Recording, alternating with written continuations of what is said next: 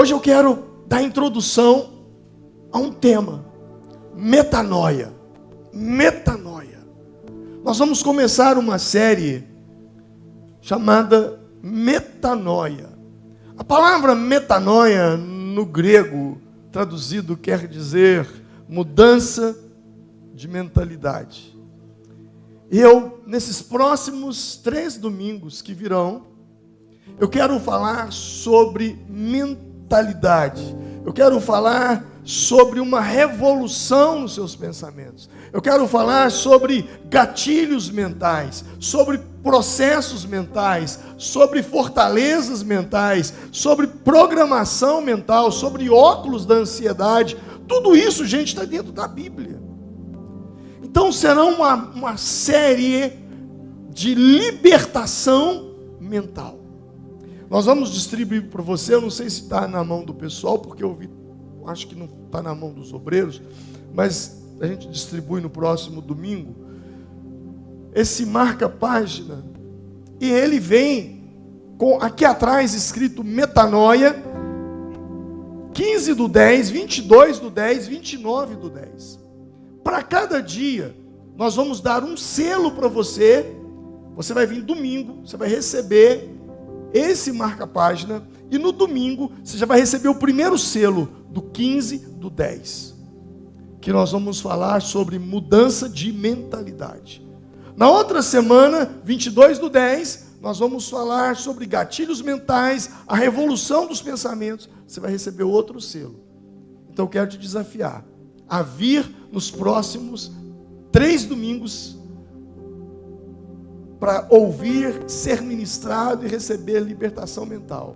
Amém? Você topa? Topa? Vai mudar a sua vida. A partir de hoje já vai começar a virar a chave. Então, a partir de domingo você vai receber isso aqui, já vai receber os primeiros selos. Eu ministro numa grande conferência no Rio de Janeiro, no sábado.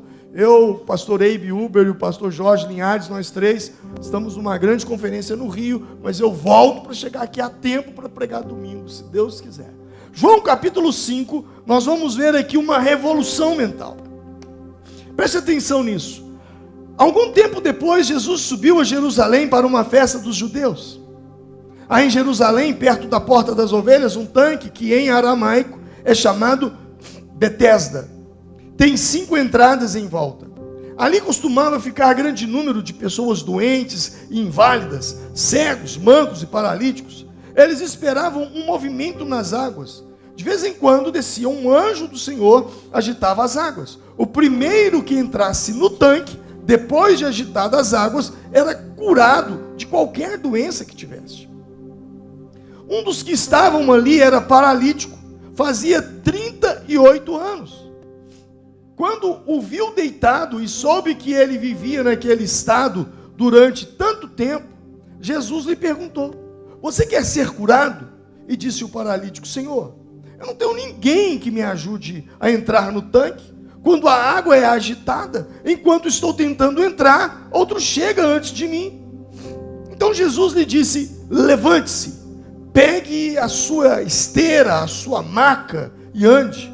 E imediatamente o homem ficou curado, pegou a maca e começou a andar.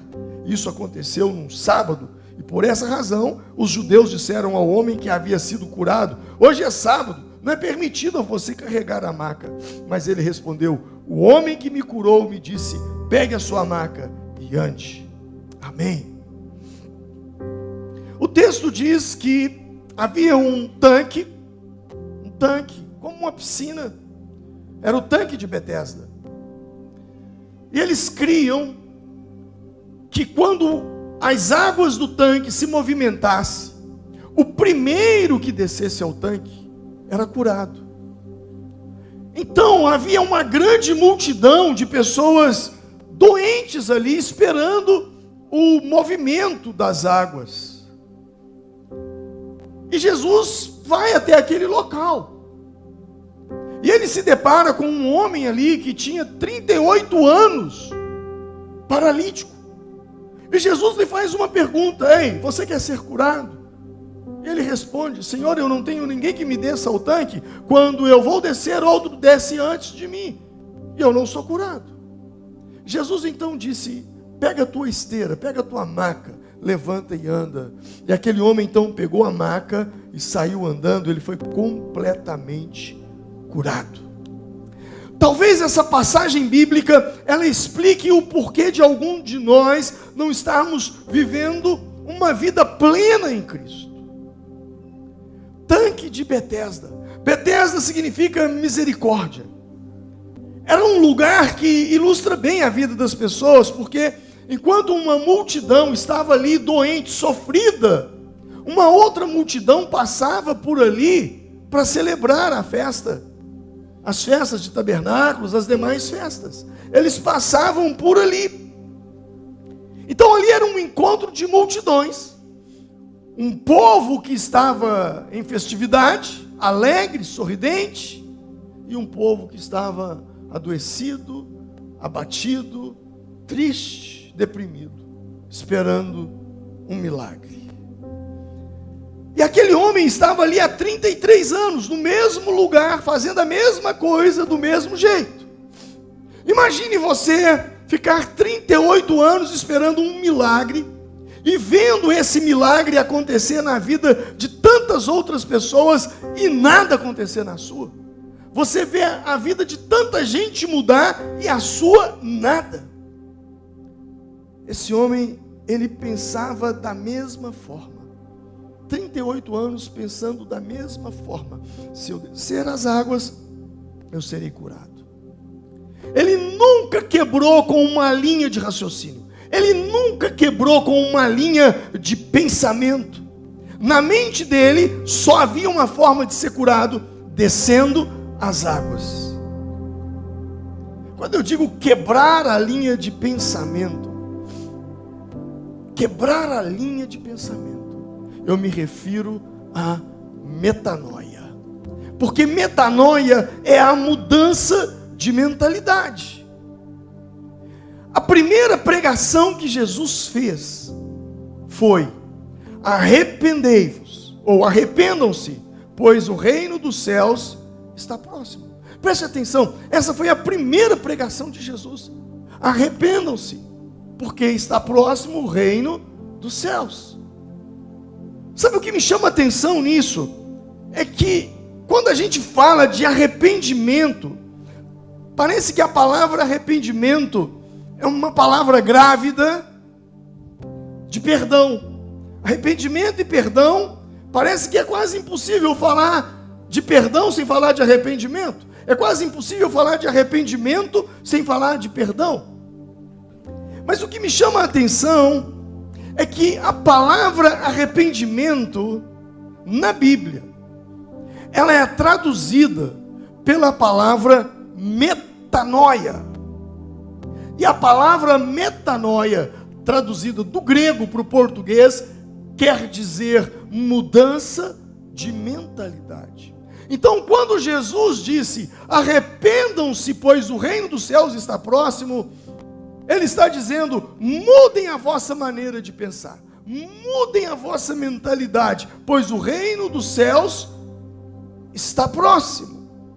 Jesus está falando sobre mudança de mentalidade. Ele não disse: ei, pare com isso, pare com aquilo, ei, você não pode fazer isso, não pode fazer aquilo. Deus não mandou você parar de fazer nada. Ele apenas mandou você mudar a sua mentalidade, porque quem muda a mentalidade muda a forma de ver, e quem muda a forma de ver muda a forma de pensar, e quem muda a forma de pensar muda a forma de sentir, e quem muda a forma de sentir muda a forma de se comportar. Então, mudança de mentalidade é uma mudança de atitude. Aquele homem esperou 38 anos, mas aconteceu num instante. Talvez o que você está esperando anos para acontecer, pode acontecer hoje, no estalar dos dedos. Hoje, agora. Tudo que precisa é haver uma mudança, uma metanoia. E metanoia quando você muda a mentalidade, você passa a pensar como Deus pensa, como Cristo pensa. Então, para Deus, todo dia é dia de milagre, todo dia é dia de colheita. um capítulo antes, Jesus disse para os seus discípulos assim: vocês não dizem que daqui a 4 meses haverá colheita? Eu lhes digo, abram os olhos e vejam os campos, eles estão maduros para a colheita. Jesus está dizendo: ei, vocês estão dizendo que daqui 4 meses vai acontecer a colheita, mas eu estou dizendo para vocês, os campos já estão maduros. Talvez eles não entenderam, porque como se os campos estão maduros se nós estamos vendo os campos verdes? É como se Jesus estivesse dizendo: vocês estão dizendo que faltam 4 meses para a colheita, 4 meses para o seu milagre, mas eu digo, levante os olhos. Olha o que ele diz: levante os olhos, abram os olhos, abram os olhos, os campos já estão maduros. Jesus está dizendo: ei, abram os olhos. Mas que olhos são estes? Os olhos da mente, os olhos do coração, os olhos da mentalidade. Erga os seus olhos, mude o seu olhar, mude a sua visão, porque os campos já estão brancos. Ele está dizendo que é a fé que muda o tempo das colheitas. O que ele está dizendo é que o seu olhar vai modificar o tempo de você receber as coisas. E eu vou repetir. Jesus está dizendo, quando ele diz: abram os olhos, ergam os olhos e vejam os campos já estão maduros, é como se ele estivesse dizendo: ei, o seu olhar pode modificar o tempo de você receber as coisas. A forma como você vê a vida, a forma como você vê as coisas que acontecem com você. Se o que você está vivendo hoje, você encara isso como uma circunstância, uma instância que te circunda, um fato isolado que veio para te deprimir, para te oprimir, para te abater, para te entristecer. Mas quando você tem metanoia, mudança de mentalidade, você não consegue enxergar o que está acontecendo com você como uma circunstância, mas sim como um processo. Amém? Processo é diferente de circunstância. Processos são feitos com circunstâncias, mas circunstâncias não são um processo. Então o que está acontecendo com você hoje não é o seu fim, não é para te destruir, mas é para melhorar você, fortalecer você, aumentar a sua fé, sua dependência em Deus, sua busca em Deus, porque tudo isso faz parte de um processo para alcançar um propósito. Isso precisa estar muito claro para você. Jesus está dizendo: mude o seu olhar. Os campos estão maduros. Mas como, Jesus, se nós não estamos vendo? Vocês não estão vendo? Por quê? Porque as coisas não são como são, elas são como nós somos. As coisas não são como nós vemos, as coisas são como nós somos. Eu vou repetir isso. As coisas não são como você vê, nem como você ouve. As coisas são como você é.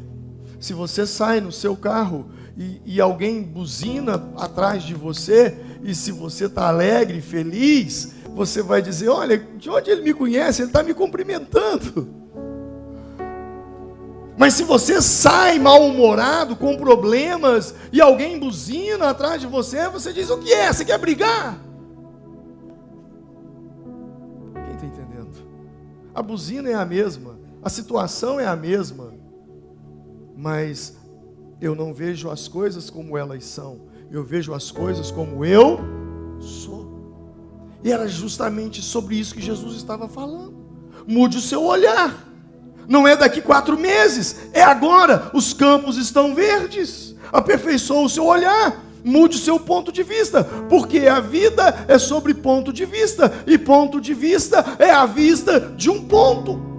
Se aonde você está nesse momento da sua vida, você não consegue ver as coisas de uma forma legal, então mude o seu ponto de vista, ou mude a vista do ponto de onde você está, porque as coisas, com certeza, elas mudarão. Tudo é possível àquele que crê, ao que consegue sair da forma, ao que consegue pensar com uma mente transformada. Erga os olhos. Erguer os olhos significa significa que você pode enxergar além daquilo que os seus olhos estão vendo. Significa que você pode desafiar fronteiras naturais. Erguer os olhos significa que, com o olhar de uma mente transformada, e tem coisas que você não consegue ver com os olhos naturais, você precisa de uma metanoia, de uma mudança de mentalidade. Aquele era o dia dele. Versículo 6, e sabendo que estava nesse estado há muito tempo. João 5, 6. Havia muitos doentes, mas a Bíblia diz que Jesus curou somente aquele homem. Jesus estava ali por causa dele. Jesus sabia que ele estava naquele estado há muito tempo, mas por que não aconteceu antes? Por causa de uma transformação de mente. O que impede, muitas vezes, de nós rompermos na vida, sermos abençoados, recebermos milagres, é a nossa mentalidade, a nossa forma de ver a vida. Por causa de uma mente que não foi transformada, isso pode retardar o processo de Deus na sua vida. Aquele homem esperou 38 anos. Eu vou repetir isso. A falta de uma mentalidade transformada pode atrasar processos e coisas na sua vida. Por exemplo, quando você abre a sua Bíblia em Gênesis capítulo 15, versículo 13, diz assim, Deus falando para Abraão: saiba que os seus descendentes serão estrangeiros numa terra que não lhes pertencerá, onde também serão escravizados e oprimidos por quantos anos? 400 anos. Deus falou para Abraão, eles vão ficar 400 anos. Mas sabe o que aconteceu? Êxodo 12, 40. Ora, o período que os israelitas viveram no Egito foi de 430 anos. Por que eu estou dizendo isso? Porque, embora exista um tempo de Deus, para que Deus faça as coisas em nossas vidas, as nossas atitudes e a nossa mentalidade pode atrasar o tempo de Deus sobre nós. Jesus disse: você quer ser curado? Ele diz: eu não tenho ninguém que me desça o tanque. Como assim não tem ninguém? Talvez ao dizer isso, eu não tenho ninguém que me desça o tanque, ele estava culpando alguém. Não, eu estou desse jeito porque eu não tenho ninguém que me ajude. Se eu tivesse, eu não estaria mais nessa situação. Mas como assim? Se ele era paralítico há 38 anos, alguém o levou ao tanque. Alguém teve que carregá-lo até lá. Pode ser que ele não tinha alguém para levá-lo às águas, mas alguém já o conduzia até aquele ambiente. Sabe por que as pessoas, muitas vezes, não reconhecem o que você faz por elas? Aquele moço tinha alguém que o ajudava, mas ele não reconhecia esse alguém. Eu não sei se você já viveu isso. Você ajuda alguém, mas não tem alguém que te reconheça. E eu vou te explicar por quê. Porque a primeira vez que você faz algo para alguém, que você ajuda alguém, quando você faz isso pela primeira vez, você gera nessa pessoa um sentimento de gratidão. Ela fica grata por você. Na segunda vez que você a ajuda, que você lhe dá algo, você gera nessa pessoa um sentimento de antecipação. E a pessoa imagina, já que ele me deu uma vez, me deu duas vezes, então vai acontecer a terceira. Você gera nela um sentimento de antecipação. E aí você a ajuda mais uma vez. E aí você paga aquela conta dela mais uma vez. E você lhe dá algo mais uma vez. E na terceira vez que você faz isso, você gera nessa pessoa um sentimento de expectativa. A pessoa agora, ela já espera de você, ela espera receber algo novamente de você. E aí na quarta vez que você ajuda essa pessoa, você gera nela um sentimento de mérito. A pessoa sente que merece o que você está dando e que você quer continuar, e ela quer continuar recebendo. Pô, ele me dá isso, ele faz isso por mim, porque eu mereço. Já na quinta vez que você ajuda essa pessoa, você gera nela um sentimento de dependência. E essa pessoa, ela já não consegue mais viver bem sem o que você está dando para ela. Ela se torna uma viciada naquilo que você dá. Ou seja, ela está viciada em você satisfazer a necessidade dela. Já na sexta vez, a sexta vez, você percebe que não há reciprocidade. Você percebe que você não é reconhecido por aquilo que você está fazendo por ela. Você percebe que você não recebe nada em troca. E aí sabe o que você faz? Você para de dar. E não dá mais. E aí a pessoa viciada que você criou, ela fica inconformada, ressentida com você, porque para ela, você está tirando dela o que ela tanto precisa. E aí ela passa a te odiar, a falar mal de você, porque você parou de dar para ela o que você mesmo fez ela acreditar que ela merece. E aí se torna seu inimigo. Já viveu isso já? Bom, o que eu posso te dizer é, então o que você precisa saber sobre isso é que não existe limite para quem recebe. O limite está em quem dá. Por que eu digo isso? Você precisa saber o limite do quanto você pode dar, porque o outro não tem limites para receber. Faz sentido? Aprendeu? Agora aquele homem diz, eu não tenho ninguém que me desça ao tanque. Mas como se não tem ninguém, se tem 38 anos fazendo a mesma coisa e alguém levando para lá? Já não havia reciprocidade, ele já via que aquela pessoa estava fazendo mais que a obrigação dela. E ela culpa alguém. Ela diz, alguém chega primeiro do que eu, pega a bênção, mas eu não tenho ninguém que me carregue. Aquela pessoa era um daqueles que esperava que alguma coisa acontecesse fora dele. Porque sempre que você espera que a felicidade que você tanto deseja está no seu marido, está na sua esposa, está em alguém, você nunca será feliz. Porque tudo que você precisa para ser feliz não está no outro, está dentro de você.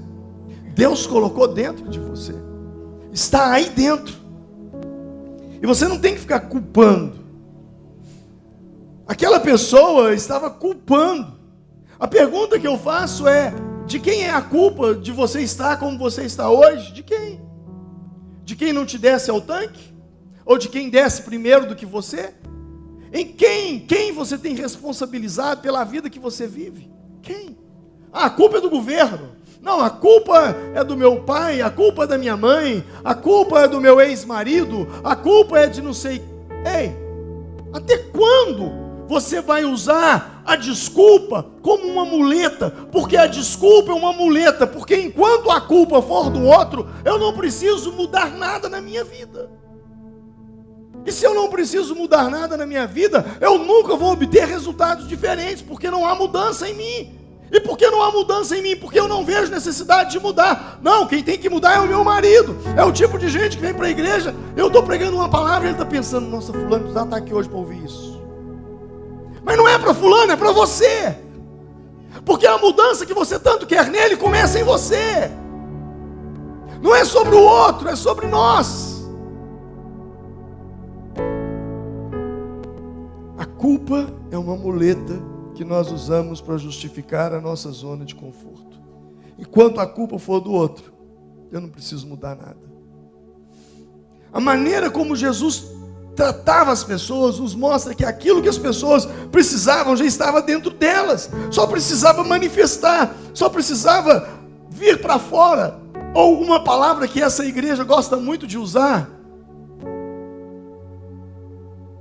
ativar. Ativar. Inclusive eu ia passar o vídeo da ativação aqui de quarta-feira, né? Mas não deu porque o tempo nosso já está extremamente corrido aqui. Mas nós tivemos uma semana de ativação. E na semana de ativação, nós somos ativados. E o que Jesus faz com esse homem é o quê? Ativar aquilo que já estava dentro dele. Jesus chama para fora aquilo que já estava dentro dele. Jesus dá-lhe uma metanoia. Jesus lhe pergunta: ei, você quer ser curado? Qual deveria ser a resposta dele? Qual? Sim, eu quero. Mas o que ele responde? Eu não tenho ninguém que me desça ao tanque. Ele tinha uma linha de raciocínio, ele tinha uma linha de pensamento, e aquilo precisava ser quebrado. Jesus então provoca uma metanoia. Jesus muda a maneira de pensar. Jesus lhe diz: ei, levanta-te, pega o teu esteira, levanta e anda.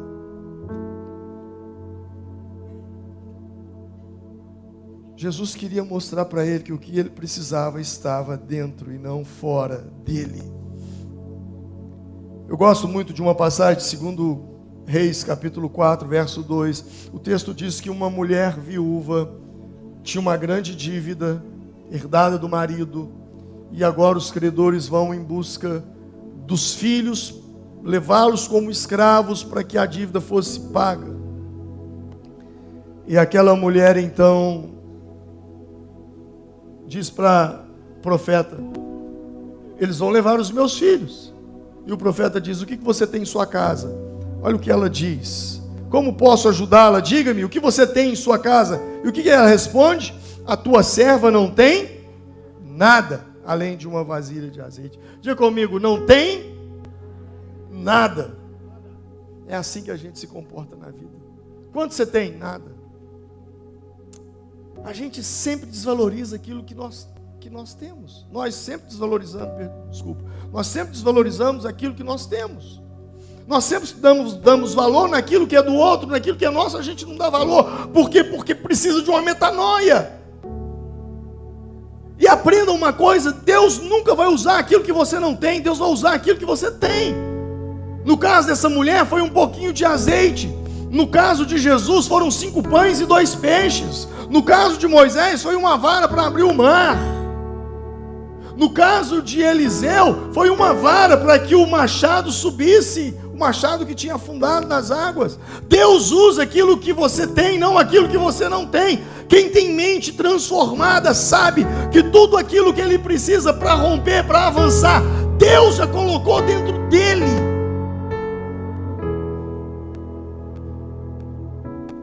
E aí, Jesus pergunta: quer ser curado?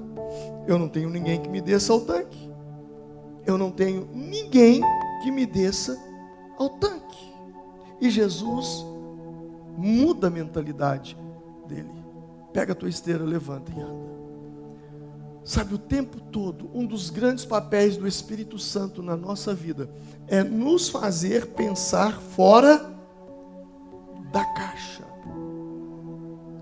Um dia Deus resolveu falar com Abraão. Gênesis capítulo 15, verso 5. Levando-o para fora da tenda, disse-lhe: olhe para o céu e conte as estrelas, se é que pode contá-las. E prosseguiu: assim será a tua descendência. Deus queria falar para Abraão que daria para ele filhos, que daria para ele uma geração muito grande. Mas só que Abraão não entendeu. Deus disse: então, sai da tua tenda, sai para fora, que eu vou falar com você. Sai. Abraão saiu da tenda e Deus disse: conte as estrelas. E ele olhou e falou: Senhor, eu não consigo contá-las. Conte os grãos de areia, eu não consigo contá-los. Assim será a tua descendência, assim será a tua geração. Coisas maiores virão, mas sai da tenda. Sai de tua tenda, ó filho meu. Levante suas mãos. As estrelas do céu. Sai de tua tenda, ó filho meu.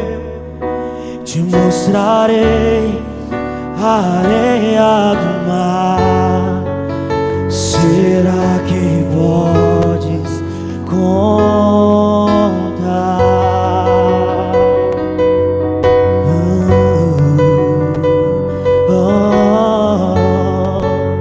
Será que podes imaginar tudo aquilo que sonhei. Você precisa sair de dentro da caixa. Você precisa sair de dentro da tenda. Pensar fora da caixa. E quando você pensa fora da caixa, você é impulsionado a sonhar. Há um ditado que diz assim: quem está dentro da garrafa não consegue ler o que está escrito no rótulo. Então você precisa sair. Eu amo quando alguém chega perto de mim e diz: você já tentou dessa forma? Você já tentou daquela forma? Porque quando eu me deparo com um obstáculo, eu digo: não tem jeito. Mas alguém chega e quebra a minha linha de raciocínio dizendo: você já pensou de outra maneira? Não é sobre o que fazer, mas é sobre o como fazer. Esse texto ele é muito, muito, muito interessante. Porque o homem começa a contar uma historinha para Jesus. Jesus pergunta: ei, você quer descer? Você quer ser curado? E ao invés de responder sim, eu quero, ele começa a contar uma historinha. E ele conta a historinha dele. Na historinha dele ele diz: olha, Senhor, eu estou assim há 38 anos, eu não tenho ninguém que me desça ao tanque. Quando eu vou descer, vem outro e desce antes de mim. Jesus pergunta se ele quer ser curado. Ele começa a contar uma historinha. E na historinha dele, ele fala sobre as dificuldades, sobre os empecilhos, sobre os limites da vida dele. E principalmente, que não tinha ninguém para ajudá-lo a descer no tanque. Jesus ele não estava perguntando quais eram os problemas dele. Jesus estava perguntando se ele queria ser curado. Jesus ele pode até ouvir as nossas historinhas, mas ele jamais respeita as nossas historinhas. Jesus não respeita as nossas historinhas. Sabe por quê? Porque se ele respeitasse as nossas histórias, nós não estaríamos aqui hoje. Nós não estaríamos onde nós estamos hoje. Todos nós temos uma história para tentar convencer Deus. Um dia Deus chamou Moisés e disse: Moisés, vai a Faraó. Moisés começou a contar uma historinha: Senhor, eu sou pesado de língua, eu não sei falar. E Deus disse: vai, eu colocarei as palavras em você. Deus disse: vai, Jeremias. Jeremias disse: Senhor, eu sou como uma criança, eu não sei o que falar. Mas Deus disse: eu colocarei as palavras na tua boca. Por que eu estou dizendo isso? Porque nossas histórias não passam de desculpas, por isso Deus não as respeita. As nossas histórias não podem comprometer o nosso propósito, porque o propósito que Deus tem conosco é muito maior que a história que nós temos para contar para Ele, as desculpas que nós temos a dar a Ele. Porque a sua história, ela fala de suas escolhas, mas o teu propósito fala da escolha de Deus para você. E o propósito de Deus para você não é olhar para o teu passado, mas é olhar para o futuro que Ele projetou para a sua vida. Por isso eu vim aqui te dizer: metanoia é extremamente importante. Metanoia é pensar fora da caixa. Metanoia é um chamado de Deus para nós, para cumprirmos o nosso propósito. Metanoia é descartar as nossas desculpas, as nossas historinhas. Metanoia é parar de colocar a culpa sobre os outros e assumir a responsabilidade. Ninguém mais tem responsabilidade sobre a minha vida do que eu. Ninguém, absolutamente ninguém. Você precisa ter algo chamado autorresponsabilidade. E por último, metanoia é uma mudança de mentalidade. É uma quebra de linha de raciocínio e de pensamento. Parar de pensar com um pensamento focado no ruim, no negativo, e pensar de acordo com aquilo que os céus pensam sobre você. Vamos nos colocar em pé nesse momento.